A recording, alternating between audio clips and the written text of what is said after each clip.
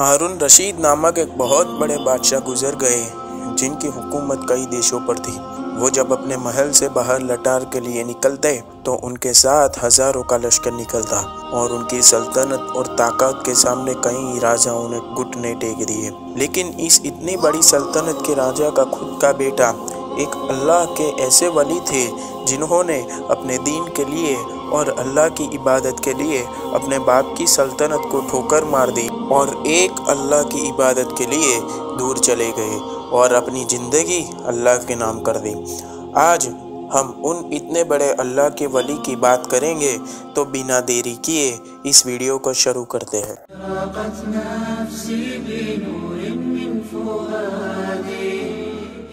हारून रशीद नामक एक बहुत बड़ा बादशाह था जिसका एक बेटा था।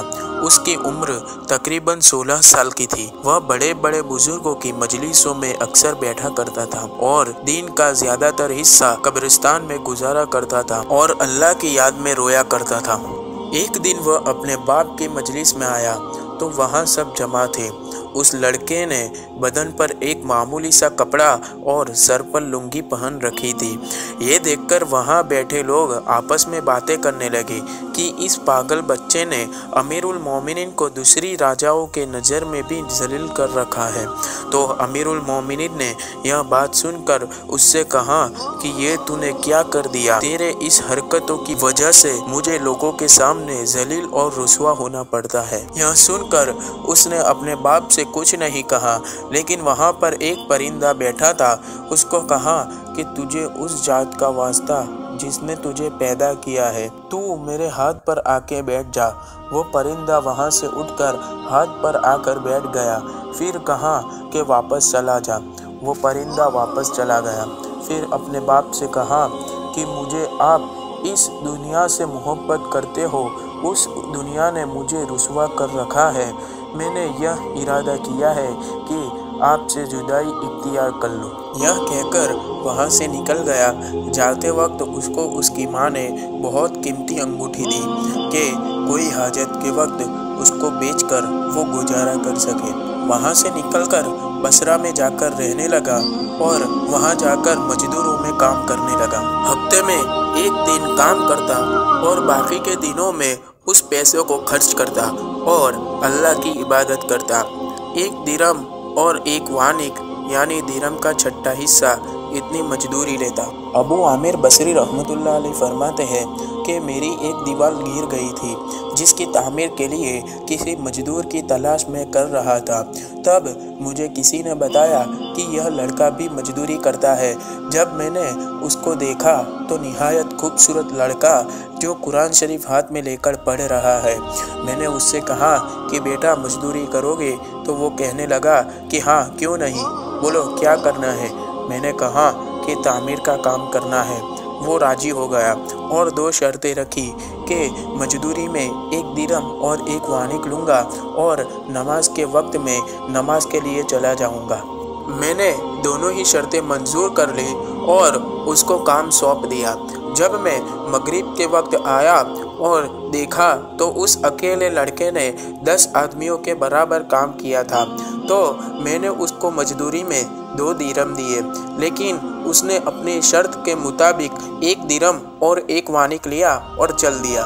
दूसरे दिन मैं फिर से उसकी तलाश में निकला तो वो नहीं मिला।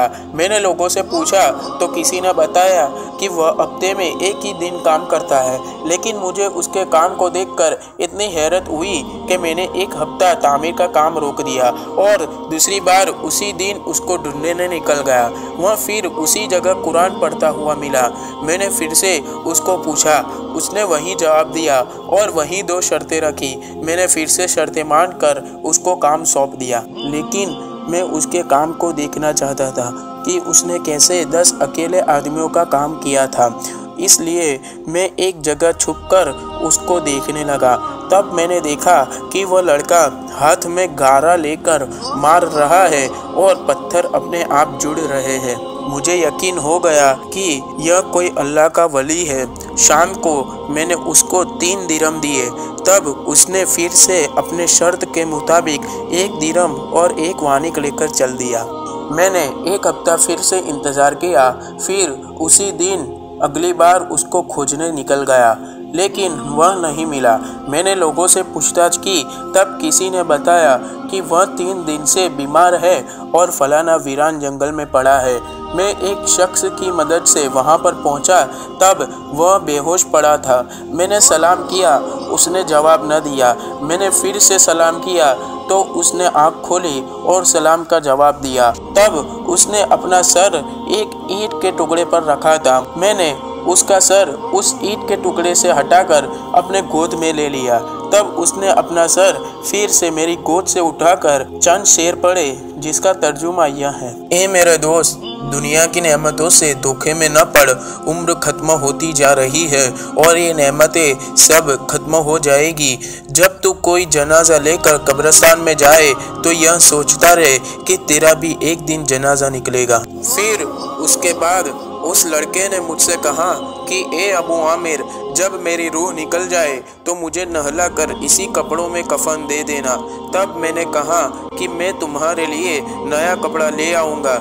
तब उसने कहा कि नया कपड़ा जिंदा लोगों के लिए होता है और वैसे भी कफन नया हो या पुराना बोसीदा ही हो जाता है। मेरे साथ तो सिर्फ मेरे अच्छे बुरे अमाल ही आने वाले हैं और कब्र खोदने वाले मजदूर को मेरा ये लोटा और लुंगी मजदूरी में दे देना। फिर उसने मुझे एक बहुत कीमती अंगूठी दी और कहा कि यह अंगूठी बादशाह हारून रशीद को दे देना और याद रहे कि उन्हीं के हाथों में जाए और कहना कि यह एक परदेशी लड़के की अमानत है जो मेरे पास छोड़ गया है। फिर उनसे कहना कि वो कह गया है कि ऐसा न हो कि इसी गफलत और धोखे की हालत में आपकी मौत आ जाए। यह कहकर उस लड़के की रूह निकल गई और उस वक्त मुझे मालूम हुआ कि यह लड़का एक शहजादा था। उसके इंतकाल के बाद उसकी वसीयत के मुआफिक मैंने उसको दफन कर दिया और लोटा और लुंगी मजदूर को दे दिया और कुरान शरीफ और अंगूठी लेकर बगदाद चला गया। बगदाद में आकर देखा तो राजा का बहुत बड़ा लश्कर निकल रहा था, जिसमें एक लश्कर में तकरीबन 1000 घोड़े सवार थे। ऐसे ही 10 लश्कर निकले जिसमें सभी में एक 1000 घोड़े सवार थे। 10वें लश्कर में अमीरुल मोमिनीन थे। मैंने उनको देखा तो जल्दी से एक ऊंची जगह पर जाकर खड़ा हो गया और आवाज़ लगाकर उनसे कहा कि ए अमीरुल मोमिनीन, तुम्हें सल्लल्लाहु अलैहि वसल्लम की कराबत का वास्ता।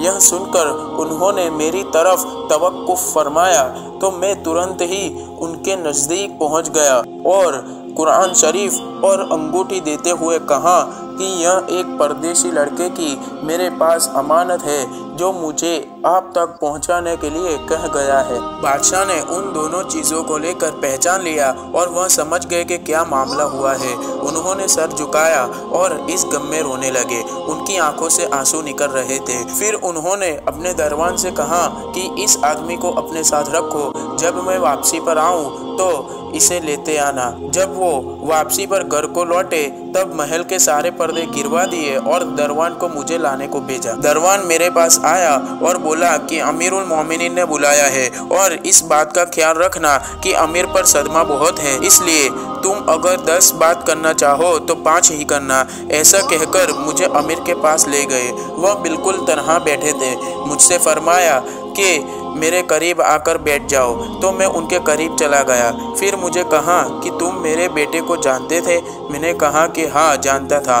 तो कहने लगे कि वह क्या काम करता था? तो मैंने कहा कि वह मजदूरी करता था। फिर उन्होंने कहा कि क्या तुमने कभी उससे मजदूरी करवाई थी? मैंने कहा कि हाँ कराई थी। तो उन्होंने कहा कि क्या तुम नहीं जानते थे कि ये हुजूर सल्लल्लाहु अलैहि वसल्लम से कराबत थी, कि ये हुजूर सल्लल्लाहु अलैहि वसल्लम के चाचा हज़रत अब्बास रदियल्लाहु ताला अन्हु की औलाद है। तो मैंने कहा कि मुझे पहले इसका ख्याल न था, इसके इंतकाल के वक्त मुझे पता चला। कहने लगे कि क्या तुमने उसे अपने हाथों से गुस्ल दिया था? तो मैंने कहा कि हाँ, मैंने अपने हाथों से उसको गुस्ल दिया था। तो मेरे हाथ उन्होंने अपने हाथों में लिए और अपने सीने पर रख दिए और चंद शेर पढ़े, जिनका तर्जुमा यह है। ऐ वो मुसाफिर जिस पर मेरा दिल पिघल रहा है और मेरी आंखें उस पर आंसू बहा रही है। ऐ वो शख्स जिसका मकाम दूर है लेकिन उसका गम मेरे करीब है। बेशक मौत अच्छे से अच्छे ऐश को भी मुकद्दर कर देती है। वो मुसाफिर एक चांद का टुकड़ा था जो खालिस चांदी की टहनी पर था। बस चांद का टुकड़ा भी कब्र में पहुंच गया और चांदी की टहनी भी कब्र में पहुंच गई। फिर उन्होंने कहा कि ए अबू आमिर रहमतुल्लाह अलैह, मुझे अपने बेटे की कब्र पर ले चलो। फिर मैं उनको उनके बेटे की कब्र पर ले गया। वहां जाकर उन्होंने चंद शेर पढ़े जिसका तर्जुमा यह है: ऐ वो मुसाफिर जो अपने सफर से कभी न लौटेगा, मौत ने कम उम्र में ही उसको उचक लिया है। ऐ मेरी आंखों की ठंडक, तू मेरे लिए दिल का चैन था, लंबी रातों में भी और मुख्तसर रातों में भी। तूने मौत का वो प्याला पिया है जो तेरा बूढ़ा बाप अनकरीब पिएगा, चाहे वो जंगल का रहने वाला हो या शहर का रहने वाला। फिर अबू आमिर रहमतुल्लाह अलैह फरमाते हैं कि उसके बाद आने वाली रात में मैं अपने वज़ाइफ पूरे करके लेटा ही था कि मैंने उस लड़के का ख्वाब में देखा। तो उसने आवाज़ लगाकर मुझे कहा, ए अबू आमिर रहमतुल्लाह अलैह, अल्लाह तुम्हें जज़ाए खैर अता फरमाए, तुमने मेरी वसीयत पूरी की। तब मैंने उस लड़के से पूछा कि ए मेरे प्यारे, अल्लाह ने तेरे साथ क्या सुलूक किया? तो उसने मुझसे कहा कि मैं ऐसे मौला की तरफ पहुंचा हूँ जो मुझसे बहुत राजी है और उसकी जात बहुत करीम है। मुझे उस मालिक ने दो चीज़ें अता फरमाई जो कभी किसी आँख ने देखी, न किसी कान ने सुनी और न कभी किसी के दिल पर उसका ख्याल गुजरा। और फिर उसने मुझे फरमाया कि जो आदमी दुनिया से इस तरह निकल आए जिस तरह मैं निकल आया, तो उसके लिए वही एजाज़ व इकराम होंगे जो मेरे लिए हुए। हारून रशीद बादशाह से किसी ने उस लड़के के बारे में पूछा तो उन्होंने बताया था कि यह लड़का अपनी वालिदा का बड़ा ही फरमाबरदार लड़का था और यह लड़के की परवरिश और तालीम बहुत अच्छे से हुई थी। उम्र निकलती जा रही है, मौत नज़दीक आ रही है, फिर भी हम इस मिट जाने वाली धोखे की दुनिया को कमाने में लगे रहते हैं। लेकिन सोचो, जिस दिन अल्लाह हमसे सवाल करेगा कि तुम क्या लेकर मेरे पास आए हो, तब हमारे पास बजूस अफसोस के कुछ नहीं होगा। इसलिए अल्लाह को याद करते रहा करो और उससे डरते रहो, क्या पता कब मौत आ जाए। अगर आपको वीडियो अच्छी लगी हो तो वीडियो को लाइक कीजिए और शेयर कीजिए और कमेंट कीजिए। जज़ाकल्लाह।